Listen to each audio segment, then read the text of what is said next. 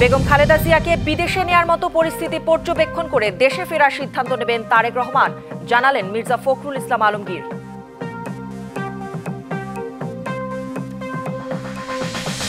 এভারকেয়ারে বেগম খালেদা জিয়ার খোঁজ নিলেন জামায়াত আমির ও ৩ বাহিনীর প্রধান।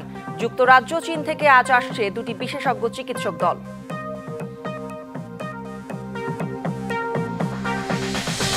7 থেকে 11 ডিসেম্বরের মধ্যে জাতীয় নির্বাচনের তফসিল। নতুন ভোটারদের আস্থা অর্জন ইসির জন্য বড় চ্যালেঞ্জ।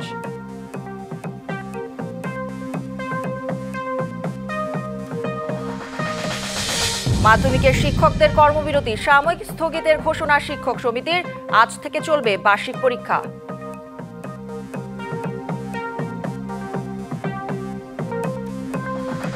এবং কারাগারে মানসিক নির্যাতনের অভিযোগ ইমরানের, দেখা করে জানালেন তার বোন। বিক্ষোভ ঘোষণার জেরে ইসলামাবাদ ও রাওয়ালপিন্ডিতে 144 ধারা। বেগম খালেদা জিয়ার আরও খবর জানাতে বসুন্ধরা এভারকেয়ার হাসপাতাল এলাকা থেকে যুক্ত হচ্ছেন আরিফুল ইসলাম। আরিফ, জনমনে নানা প্রশ্ন, উদ্বেগ, উৎকণ্ঠা। নিবিড় পর্যবেক্ষণে থাকা বেগম খালেদা জিয়ার শারীরিক অবস্থার সবশেষ কি তথ্য আপনার কাছে আছে জানাবেন। করি উদ্বেগ, উৎকণ্ঠা কোনো কিছুই আসলে বলা যাবে না, কোনো কিছুই করা যাবে না। সবকিছু মূলে যিনি নেতৃত্ব দিচ্ছেন মেডিকেল বোর্ডের বেগম খালেদা জিয়ার যিনি ব্যক্তিগত চিকিৎসক জাহিদ হোসেন, তার কথাতেই আসলে সব তথ্য আমরা দেওয়ার সম্ভাবনা রয়েছে। তো এই ক্ষেত্রে বলা যায় যে গতকাল 12টার সময় তিনি একটি সংবাদ সম্মেলন করেছেন। সেটাই ছিল সর্বশেষ তথ্য বেগম খালেদা জিয়ার চিকিৎসার সবশেষ পরিস্থিতি। আর এর পাশাপাশি যদি আমি বলতে চাই যে আজকে যে একটি তথ্য ছিল সেটা হচ্ছে সকালবেলা যুক্তরাজ্য থেকে একটি মেডিকেল টিম আসার কথা বা প্রতিনিধি দল, সেটা কিন্তু এখন পর্যন্ত আসেনি।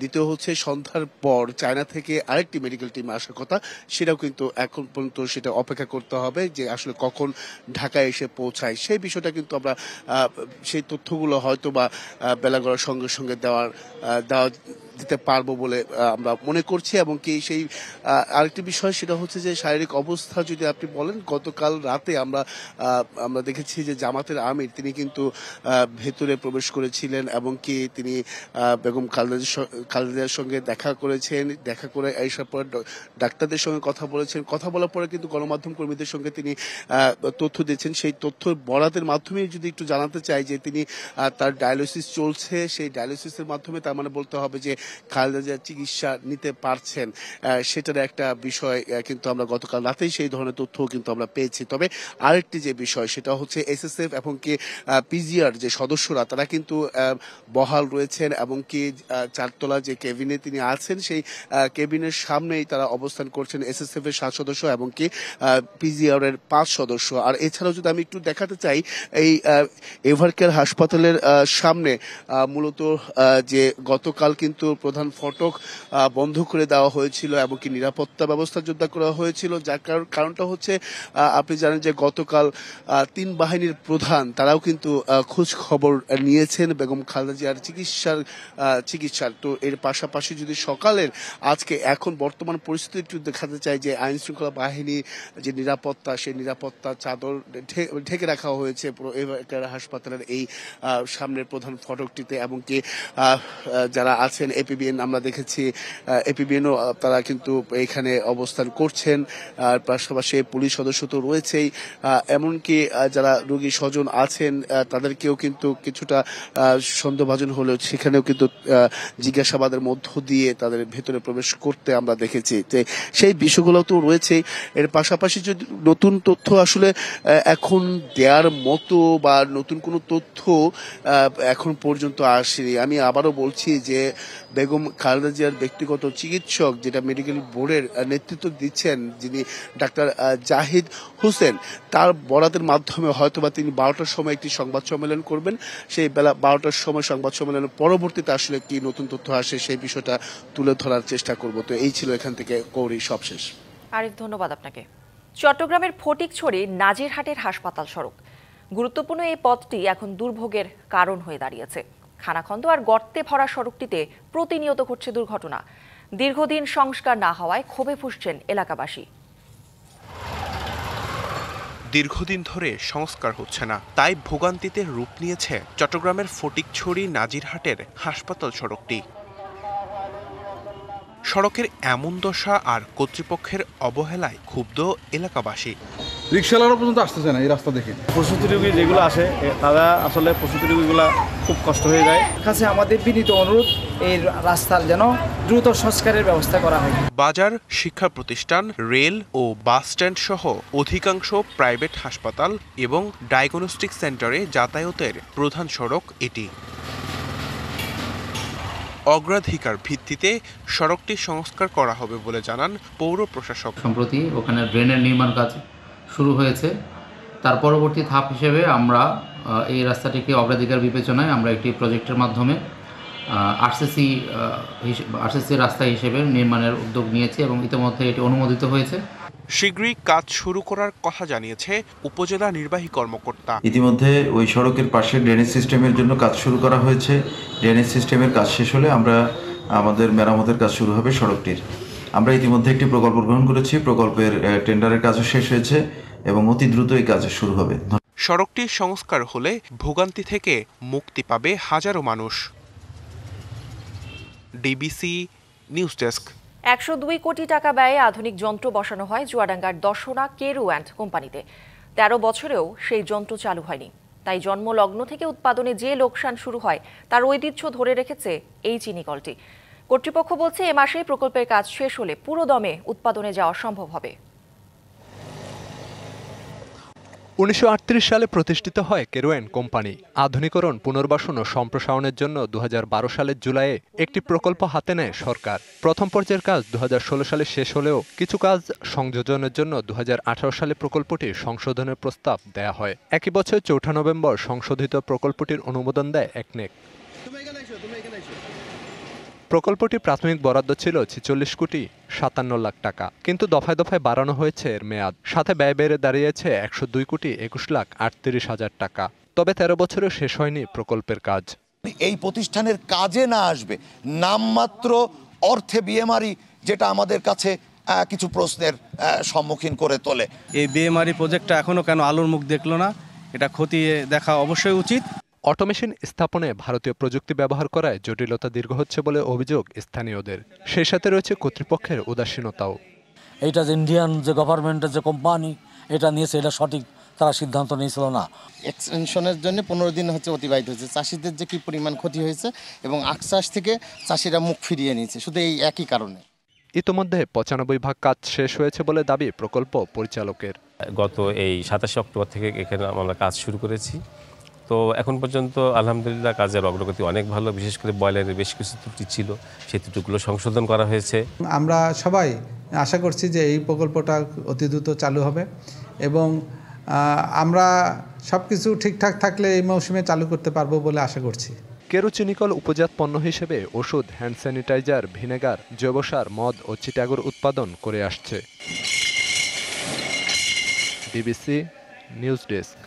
102 কোটি টাকা ব্যয়ে আধুনিক যন্ত্র বসানো হয় চুয়াডাঙ্গার দর্শনা কেরু অ্যান্ড কোম্পানিতে, অথচ 13 বছরও চালু হয়নি সেই যন্ত্র। তাই জন্মলগ্ন থেকে উৎপাদনে যে লোকসান শুরু হয় তার ধারাবাহিকতা ধরে রেখেছে এই চিনি কলটি। এ বিষয়ে আলোচনাতে যুক্ত হচ্ছেন সহকর্মী কামরুজ্জামান সেলিম। সেলিম, আমরা প্রতিবেদনে যেমনটা দেখছিলাম, প্রকল্প পরিচালক বলছিল যে প্রায় 90%-এরও বেশি কাজ শেষ এবং সেটি যিনি প্রধান কর্তা আছেন তিনি বললেন যে চলতি মৌসুমে সেটি উৎপাদন আসবে। কিন্তু এই দীর্ঘসূত্রতার কারণ কি? হিমাদ্রি, আসলে গত 2012-13 মৌসুমে এই এমআরই যে প্রকল্পটি সেটি আসলে কাজ শুরু হয়। 2016 সালে এর মেয়াদ শেষ হয়। এরপরই কিন্তু বিভিন্ন সময়ে মেয়াদ বাড়ানো হয়। মেয়াদ যেমন বাড়ানো হয়, মেয়াদ বাড়ানোর পাশাপাশি কিন্তু প্রকল্প যে ব্যয় সেটিও বাড়ানো হয় এবং সেই প্রকল্পের ব্যয়টি আসলে বেড়ে দাঁড়ায় 102 কোটি টাকা, যেটি প্রথম যখন শুরু হয়েছিল এই প্রকল্পটির ব্যয় ছিল 46 কোটি 57 লাখ টাকা।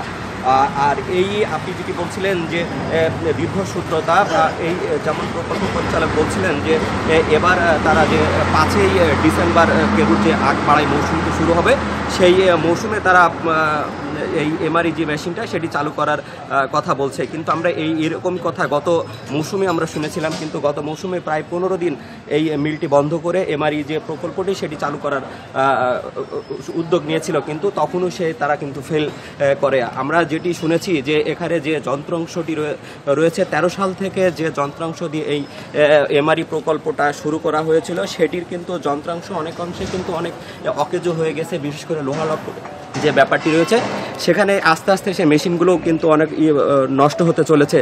আমরা বিভিন্ন জায়গা থেকে যেটা শুনেছি, যারা এখানে শ্রমিক রয়েছে, কর্মচারী রয়েছে, তারা যেটি বলছে যে প্রায় 13 বছর অতিবাহিত হয়েছে, এই 13 বছর পরে যে প্রকল্পটি চালু করা সম্ভব হয়নি সেটি এবারও যে চালু করা যাবে তার কোনো কিন্তু নিশ্চয়তা নেই।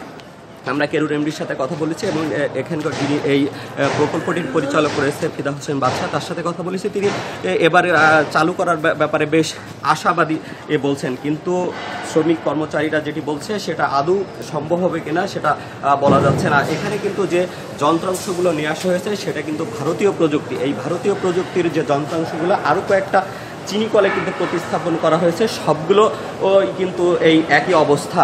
এই কারণে কিন্তু এবারও এই প্রকল্পর যে কাজ সেটি আসলে বাস্তবায়ন করা সম্ভব হবে কিনা আসলে সেটা নিয়েও সংশয় দেখা দিয়েছে। হিমাদ্রি, আপনি জানেন যে কেরু অ্যান্ড কোম্পানি কিন্তু 1938 সালে প্রতিষ্ঠিত। সেই 38 সালের পর থেকে এখন পর্যন্ত যে বিভিন্ন ধরনের যে মান্ধাতার আমলে যেসব যন্ত্রাংশ সেটি দিয়ে কিন্তু মিল পরিচালিত হতে আসছে। এছাড়া কিন্তু আপনি জানেন যে আগামী 5 ডিসেম্বর কিন্তু কেরুর যে আখ মাড়াই মৌসুম সেটি শুরু হচ্ছে।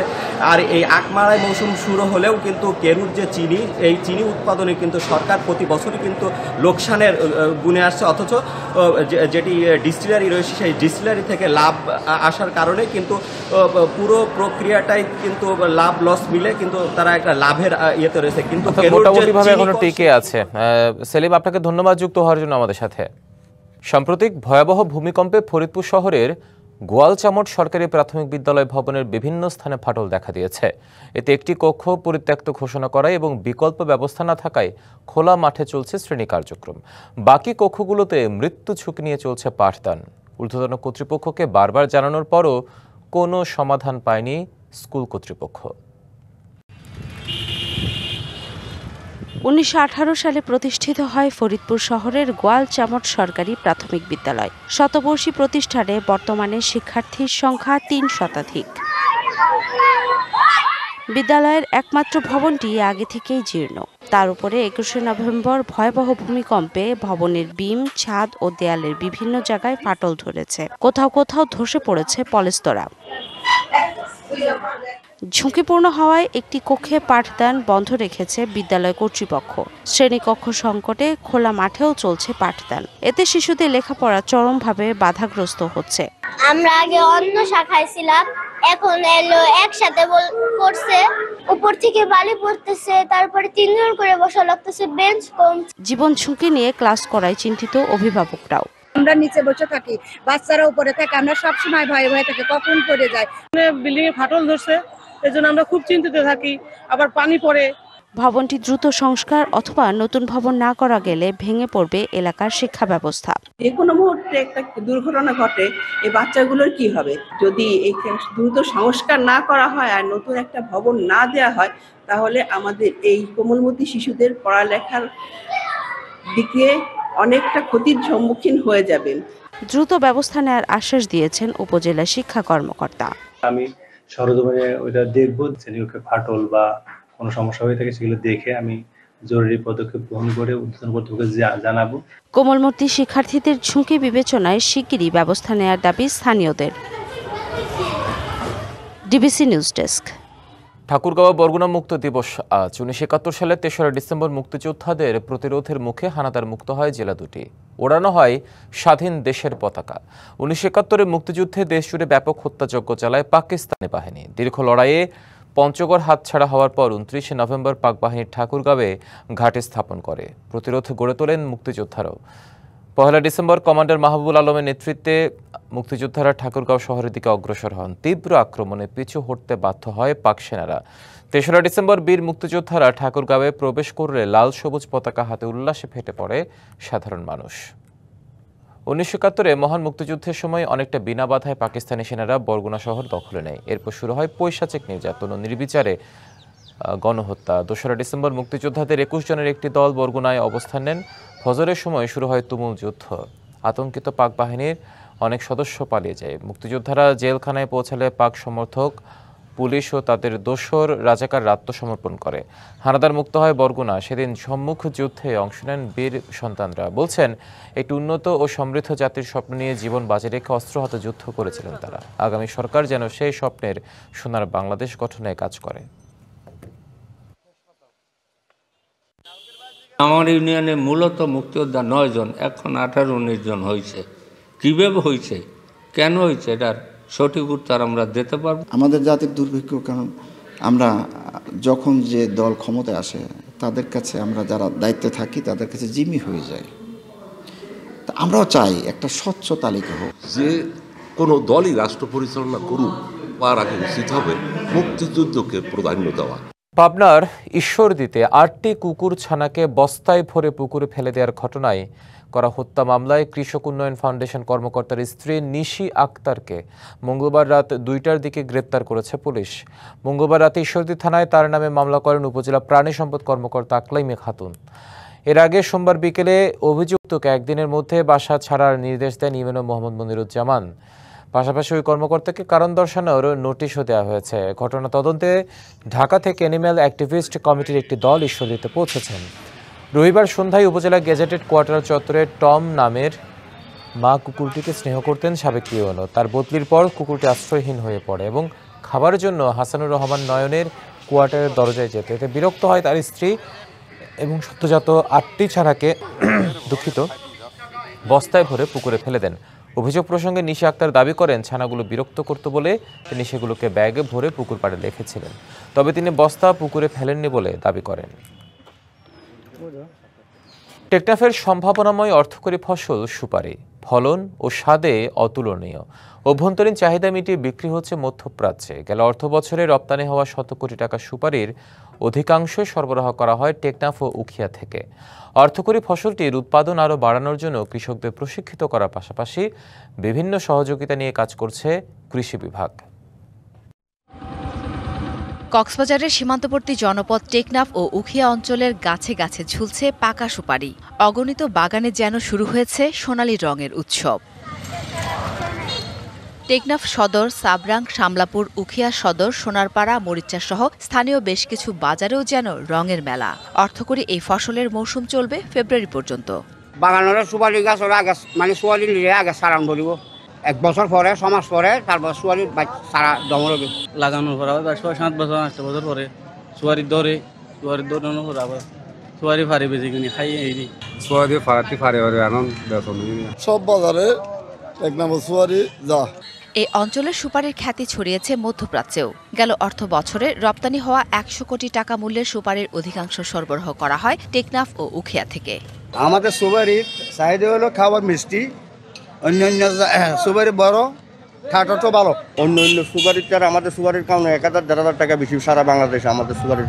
যে ফসল আছে সে ফসল অনুসারে দামটা অনেক বেশি।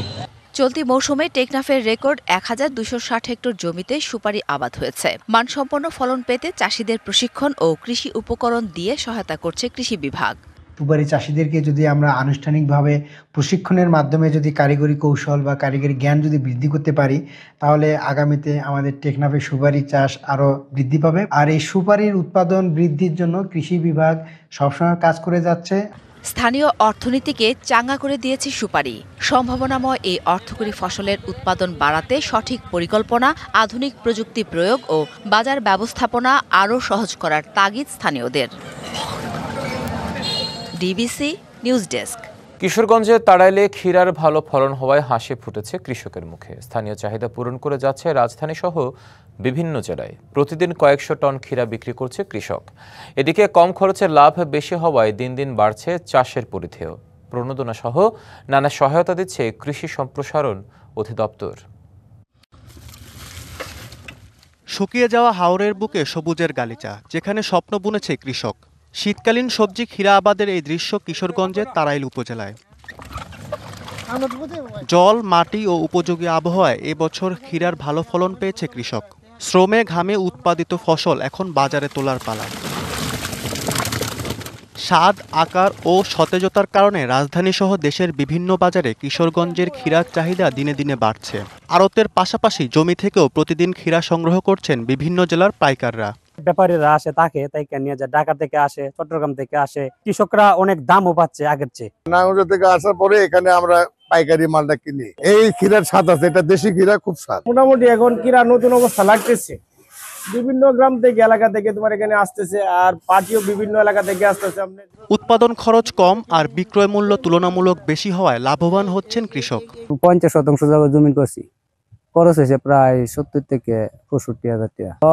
দিলাম দর থাকলে ফলন তো আল্লাহ দিলে ভালাই। কিরা তো আমরা বাজারে থেকে আরো তো বেশি, কেমন বাড়িতে বা খেতে থেকে নেগায়। আগে আমরা দান করতাম, দান করে তো দেখা গেল যে লাভবান হওয়া যায় না, লসই হয়।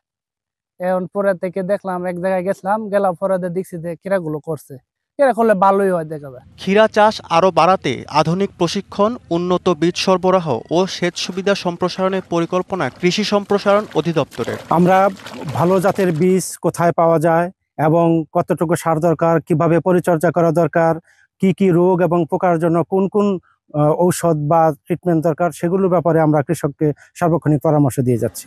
কিশোরগঞ্জে গেল বছর 1174 হেক্টর জমিতে ক্ষীরার আবাদ হয়েছিল। এবছর শুধু তারাইল উপজেলাতেই চাষ হয়েছে 664 হেক্টর জমিতে। DBC news desk.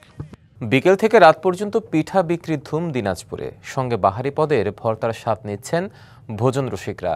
লাভ ভালো হওয়ায় শীত মৌসুমে অস্থায়ী দোকানে পিঠা বিক্রি করছেন অন্য পেশার মানুষও। দিনাজপুর শহরের মোড়ে মোড়ে ছোট ছোট দোকানে পিঠার পসরা। তবে নিমতলা এলাকায় যেন গড়ে উঠেছে পিঠার বাজার। মিলছে খেজুর গুড়ের ভাপা, চিতই, ডিম চিতই সহ কয়েক পদের পিঠা। গরম গরম পিঠার সঙ্গে বাহারি ভর্তা। এর স্বাদ নিতে বিকেল থেকে রাত পর্যন্ত ভিড় থাকে দোকানে দোকানে। শীতের যে আমেজটা, এটা আসলে শুরু হয় যে ভাপা পিঠা, চিতই পিঠা, এগুলা খাওয়ার মধ্যে দিয়ে শীতকাল আসলে পিঠার আমেজ ছড়িয়ে পড়ে। যে বিভিন্ন সাথে এখানে বানাচ্ছে, এই জন্য এখানে পিঠাটা খাইতেও স্বাদ আছে। বাসায় করতে গেলে অনেক সময় লাগে, আর এখানে খুব ইজি খাওয়া যায়। শীতের মৌসুম ঘিরে পিঠায় লাভ বেশ, তাই বছরের অন্য সময় ভিন্ন পেশায় থাকলেও নভেম্বর থেকে ফেব্রুয়ারির মাঝামাঝি পর্যন্ত পিঠা বিক্রি করেন অনেকে।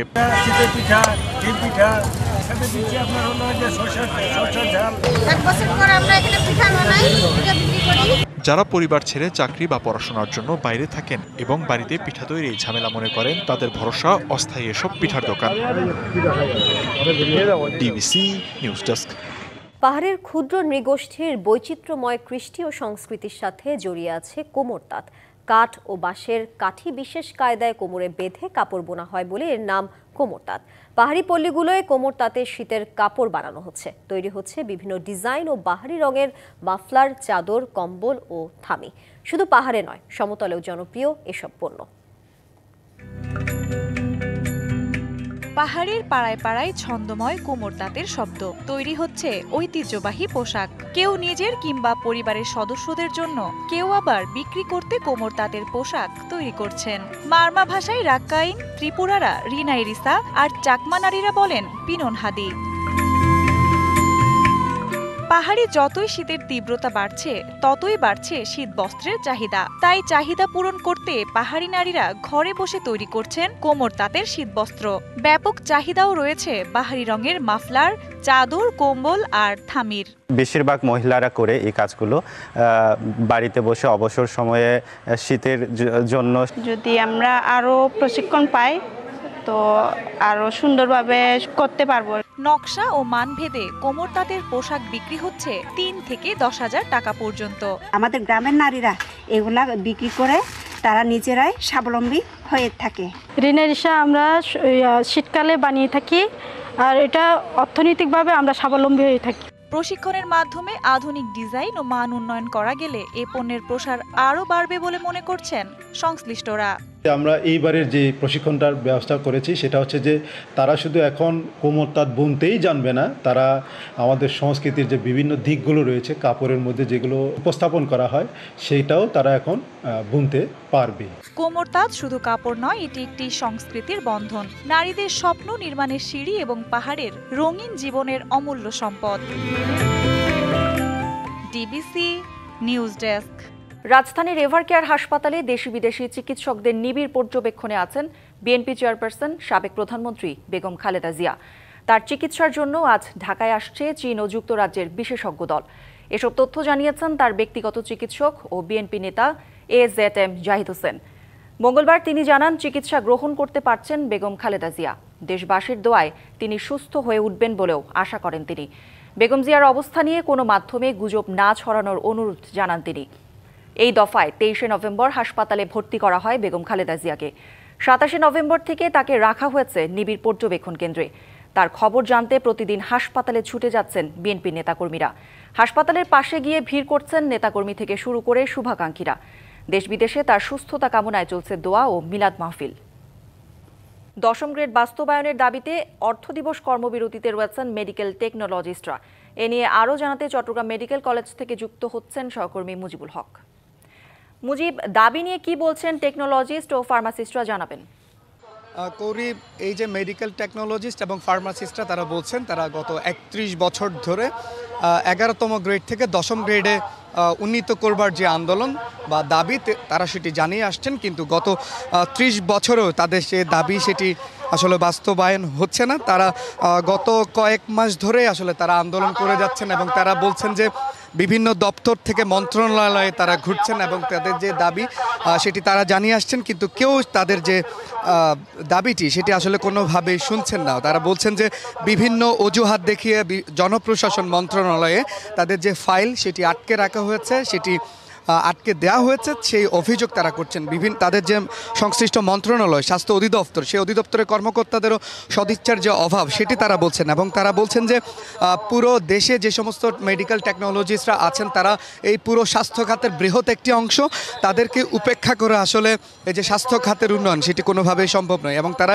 এও বলছেন যে যে সমস্ত অন্য ডিপ্লোমাধারীরা আছে, বিশেষ করে প্রকৌশলী, কৃষিবিদ এবং নার্সিং সেক্টরে যারা ডিপ্লোমা করে আসেন তাদেরকে 10ম গ্রেডে উন্নীত করা হচ্ছে, কিন্তু যারা ফার্মাসিস্ট এবং টেকনোলজিস্ট আছেন তাদেরকে সেই 10ম গ্রেড এখনও পর্যন্ত বাস্তবায়ন করা হয়নি। এবং তারা বলছেন এই তাদের সাথে যে অন্যায় আচরণ যেটি করা হচ্ছে সেটি স্বাস্থ্য খাতে বড় ধরনের প্রভাব ফেলছে। আজকে মূলত সকাল 8টা থেকে দুপুর 12টা পর্যন্ত তারা অর্ধ দিবস যে তাদের যে কর্মবিরতি সেটি তারা করছেন এবং আগামীকালকে তাদের যে আজকের মধ্যেই তাদের যে দাবি সেটি যদি মানানো হয়, আগামীকালকে পুরো দেশে যে সমস্ত সরকারি এবং বেসরকারি মেডিকেলগুলো রয়েছে সেই মেডিকেলগুলোতে তারা পুরোপুরিভাবে স্বাস্থ্যসেবা বন্ধ করে দেবেন, অর্থাৎ আগামীকাল থেকে পুরো দেশে কমপ্লিট শাটডাউন সেটি তারা ঘোষণা করবেন। সেই কথা কিন্তু তারা এখান থেকে জানাচ্ছেন। এবং এই আন্দোলনের ফলে কিন্তু আমরা দেখছি চট্টগ্রাম মেডিকেল সহ বিভিন্ন মেডিকেলে কিন্তু রোগীরা যে তাদের যে বিভিন্ন পরীক্ষা সেগুলো তারা ব্যাহত হচ্ছে এবং তারা কিন্তু তীব্র ভোগান্তিতে পড়ছে। তো সব মিলিয়ে ছিল আমার কাছে চট্টগ্রাম মেডিকেল কলেজ এলাকা থেকে টেকনোলজিস্ট যে আন্দোলনের খবরাখবর। মুজিব, ধন্যবাদ আপনাকে। গুমের মামলায় সেনা কর্মকর্তাদের ট্রাইব্যুনালে হাজির করা হয়েছে, সেখানে রয়েছেন আমাদের সহকর্মী বিজন কুমার দাস, যুক্ত হচ্ছি তার সাথে। বিজন, কি তথ্য আছে আপনার কাছে, জানাবেন। দেখুন, আওয়ামী লীগ সরকারের শাসনামলে গুম এবং নির্যাতনের ঘটনায় করা মানবতা বিরোধী অপরাধের মামলায় সাবেক সেনা কর্মকর্তাদের ইতিমধ্যেই ট্রাইব্যুনালে হাজির করা হয়েছে। ইতিমধ্যে আমরা 5 জন, 6 জন, 7 জন, ইতিমধ্যে 7 জনকে 8 জনকে আমরা ভিতরে নিয়ে যেতে দেখেছি।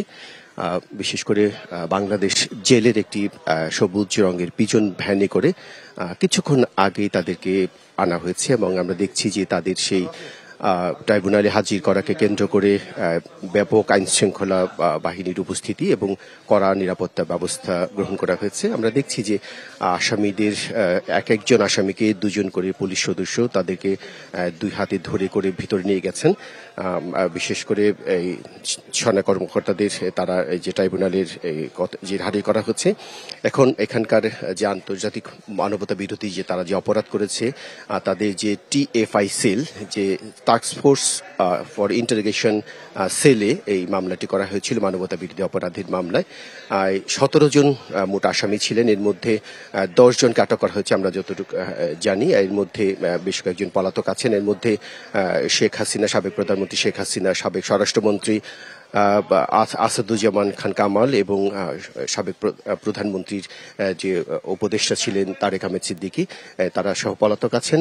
এখানে যে আদালতে ট্রাইব্যুনাল 1-এ তাদেরকে হাজির করা হয়েছে এবং দুই পক্ষের যারা আইনজীবী আছেন তাদের কথা শুনবেন বিচারক। তারপর হয়তো পরবর্তী খবরে আমরা জানাতে পারবো যে আসলে কি শোনানো হয়েছে এবং কি সিদ্ধান্ত হয়েছে। এখানে পরবর্তী যে প্রসিকিউটর আছেন বা আন্তর্জাতিক অপরাধ ট্রাইব্যুনালে তিনি হয়তো মিডিয়ার সামনে কথা বলবেন, পরে হয়তো আপনাকে আরো বিস্তারিত জানাতে পারবো। বিজন, ধন্যবাদ আপনাকে। ফেব্রুয়ারিতেই ত্রয়োদশ জাতীয় সংসদ নির্বাচন। সারা দেশ প্রস্তুত হচ্ছে একটি অবাধ, সুষ্ঠু ও গ্রহণযোগ্য নির্বাচনের জন্য। কি ভাবছেন সাধারণ মানুষ থেকে শুরু করে আগামী জনপ্রতিনিধিরা? সে কথা জানাতে ডিবিসি নিউজের ইলেকশন এক্সপ্রেস ছুটে যাচ্ছে সব সংসদীয় আসনে। এখন রয়েছে সংসদীয় আসন 154, ময়মনসিংহ 9-এ। সিএসআরএম ডিবিসি ইলেকশন এক্সপ্রেস আজ রয়েছে ময়মনসিংহ 9 আসনে। নান্দাইল উপজেলার 13টি ইউনিয়ন এবং একটি পৌরসভা নিয়ে এই ময়মনসিংহ 9 আসন গঠিত। এখানে জনসংখ্যা 4 লাখের একটু বেশি, পুরুষ এবং নারী ভোটার প্রায় সমান। তরুণ ভোটারদের আধিক্য অনেক বেশি এবারের নির্বাচনে। আমার সাথে এখন এই মুহূর্তে যুক্ত রয়েছেন ইসলামী আন্দোলন বাংলাদেশ মনোনীত ময়মনসিংহ 9 আসনের প্রার্থী উপাধ্যক্ষ মুফতি সাইদুর রহমান। আসলে আমরা এখানে এসেই সাধারণ ভোটারদের সাথে কথা বলছিলাম, তারা বলছিলেন দীর্ঘ সময়েও তাদের মৌলিক চাহিদার যে উন্নয়ন এবং একই সাথে অবকাঠামো, শিক্ষা এবং স্বাস্থ্য খাতেও তেমন কোনো উন্নয়ন হয়নি। আসলে কেন এসব উন্নয়ন এত দিনেও করা সম্ভব হলো না, কেন হলো না, আপনি কি মনে করেন? ধন্যবাদ ডিবিএস ইলেকশন এক্সপ্রেস পরিবারকে, ধন্যবাদ আমার প্রিয় নান্দাইলবাসীকে। শিক্ষা এবং স্বাস্থ্য খাতে উন্নয়নের পথে বাধা হইল যে অতীতে যারা প্রতিনিধি নির্বাচন হয়েছে, এমপি নির্বাচন হয়েছে, তারা জনগণের কাছে, ভোটারদের কাছে কোনো জবাবদিহি করতে হয় নাই, যেহেতু বিভিন্ন অবৈধ পন্থায় তারা নির্বাচিত হয়েছে। কখনো আপনার বিনা ভোটে নির্বাচিত হয়েছে, কখনো দিনের ভোট, রাতের ভোটে নির্বাচিত হয়েছে, কখনো আমি ডামি নির্বাচনের পদ্ধতিতে তারা নির্বাচিত হয়েছে। এই জন্য তারা নিজেদেরকে মনে করছে যে আমরা জনগণের কাছে জবাবদিহি করতে বাধ্য নই, আমরা নিজের থেকেই হচ্ছে জনগণের ভোট ছাড়া। এই জন্য তারা ব্যাপকভাবে দুর্নীতি করছে এবং উন্নয়ন কাজ তারা করে নাই। আপনি তো এর আগেও এই আসন থেকে 2 বার এমপি নির্বাচন করেছেন, আপনার দল আপনাকে মনোনয়ন দিয়েছে, মনোনয়ন দেওয়ার পর থেকে মানুষের কাছে যাচ্ছেন, দাঁড়ে দাঁড়িয়ে ভোট প্রার্থনা করছেন, মানুষ কেমন সাড়া দিচ্ছে আপনাকে? আলহামদুলিল্লাহ, মানে আমাদেরকে জনগণ এবং এই অত্র এলাকার ভোটাররা এবং সাধারণ মানুষরা যথেষ্ট পরিমাণে আমাদেরকে সাড়া দিচ্ছে এবং জনগণ চাইতেছে যে একটা নতুন বন্দোবস্তের মাধ্যমে একটা পুরাতন যে পদ্ধতি, এই পদ্ধতির একটা পরিবর্তন চায় তারা। কারণ পুরান পদ্ধতিতে এবং এই পদ্ধতিতে জনপ্রতিনিধিরা, এমপিরা দুর্নীতি করছে, অনিয়ম করছে। এই আসনে তো বিএনপির একটি প্রার্থী রয়েছে, একই সাথে আপনাদের সাথে রয়েছে বাংলাদেশ ডেভেলপমেন্ট পার্টির একজন প্রার্থী রয়েছে। তো আপনি আসলে কেমন মনে করছেন যে আসলে জয়ের ব্যাপারে আপনি কতটা নিশ্চিত? আমি তো গত 1996 সনে ইসলামী ঐক্য জোটের সমর্থিত ইসলামী আন্দোলন বা মনোনীত প্রার্থী হিসাবে নির্বাচন করছি এবং 2018 সালেও আমি নির্বাচনে অংশগ্রহণ করছি এবং এইবারেও নির্বাচনে অংশগ্রহণ করে মাঠ পর্যায়ে যতটুকু আমরা গণসংযোগ করছি এবং জনগণের সাথে আমরা যতটুকু সম্পৃক্ত হয়েছি, তাতে আমাদের ইসলামী আন্দোলন এবং হাত পাকার একটা ব্যাপক সাড়া সব এলাকায়, সব জায়গায় আমরা পাইছি। আমি আশা করি যে নির্বাচন যদি সুষ্ঠু, অবাধ, নিরপেক্ষ হয় এবং স্বাধীনভাবে যার যার ভোট দিতে পারে, তাহলে আমরা এই ইসলামী আন্দোলন এবং হাত পাকা বিজয় হবে বলে আমরা নিশ্চিত আশাবাদ মানুষের প্রত্যাশার যে পরিবর্তন, মানুষের যে চাহিদা, সেটাও পূরণ হবে আপনাদের মাধ্যমে। সিএসআরএম ডিভিসি ইলেকশন এক্সপ্রেসে সময় দেওয়ার জন্য আপনাকে ধন্যবাদ। সিএসআরএম ডিভিসি ইলেকশন এক্সপ্রেস আজ রয়েছে ময়মনসিংহ 9 আসনে। পরবর্তী বুলেটিনে অন্য কোনো দলের জনপ্রতিনিধি যিনি হতে যাচ্ছেন তার কাছ থেকে তার ভাবনাগুলো জানার চেষ্টা করব। সাথে থাকুন ডিবিসি নিউজে। পাকিস্তানের কারাবন্দী সাবেক প্রধানমন্ত্রী ইমরান খান সম্পূর্ণ সুস্থ আছেন বলে জানিয়েছেন তার বোন উজমা খান। মঙ্গলবার আদিয়ালা কারাগারে ইমরান খানের সঙ্গে দেখা করে তিনি এই তথ্য জানান। পরে বের হয়ে সাংবাদিকদের তিনি বলেন, ইমরান খানের স্বাস্থ্য পুরোপুরি ভালো আছে, তবে তিনি খুবই রেগে আছেন। ইমরান জানিয়েছেন তার উপর মানসিক নির্যাতন করা হচ্ছে, তাকে সারাদিন কারাকক্ষে আটকে রাখা হয়। এর আগে ইমরান খানের মৃত্যুর গুজবকে ঘিরে দেশজুড়ে উত্তেজনা ছড়িয়ে পড়লে উজমা খানকে সাবেক প্রধানমন্ত্রীর সঙ্গে দেখা করার অনুমতি দেয় কারা কর্তৃপক্ষ। প্রিয় নেতার খোঁজ দাবি করে রাওয়ালপিন্ডিতে বিক্ষোভের ডাক দিয়েছে পাকিস্তান তেহরিক ইনসাফ পিটিআই। এদিকে সহিংসতার আশঙ্কায় রাওয়ালপিন্ডি ও ইসলামাবাদে 144 ধারা জারি করেছে প্রশাসন। পাশাপাশি আদিয়ালা কারাগারমুখী সব রাস্তা বন্ধ করে দেওয়া হয়েছে।